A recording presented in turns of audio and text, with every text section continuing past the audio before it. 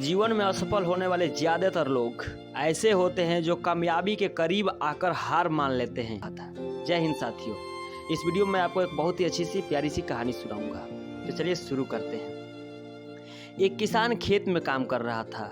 उसे अचानक लगा कि उसकी घड़ी कहीं अनाज घर में खो गई है। वह घड़ी कोई साधारण घड़ी नहीं थी, वह उसको बहुत प्रिय थी।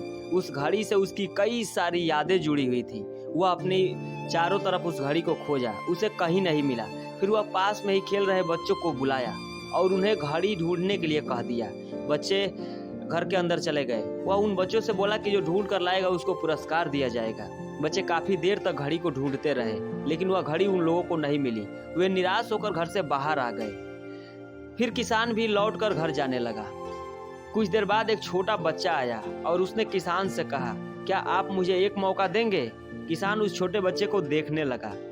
कुछ देर बाद सोचने के बाद उसने बच्चे को इजाजत दे दी। बच्चा घर के अंदर गया और चुपचाप शांति से बैठ गया। बच्चे को उस घड़ी की टिक टिक करने की आवाज सुनाई दी। फिर बच्चा उठकर उस दिशा में गया जिस दिशा से टिक टिक की आवाज आ रही थी। कुछ देर बाद बच्चा उस घड़ी को लेकर वापस बाहर आया। किसान उस घड़ी को देखकर बहुत खुश हो गया। फिर उसने बच्चे से पूछा, तुमने ये कैसे किया? बच्चे ने बताया, बस मैं चुपचाप जाके शांति से बैठ गया और घड़ी के टिक टिक करने की आवाज़ को सुनने लगा।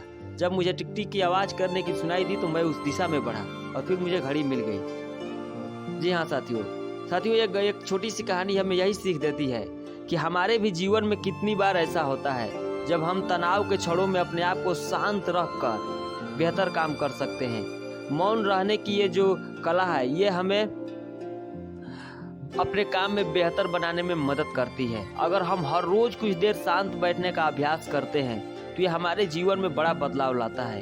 10 से 15 मिनट इस तरह से करके हम अपने चीज़ों पे अच्छी पकड़ बना सकते हैं। तो यह छोटी सी कहानी आपको कैसी लगी कमेंट करके जरूर बताएं। तब तक के लिए जय हिंद, थैंक्स।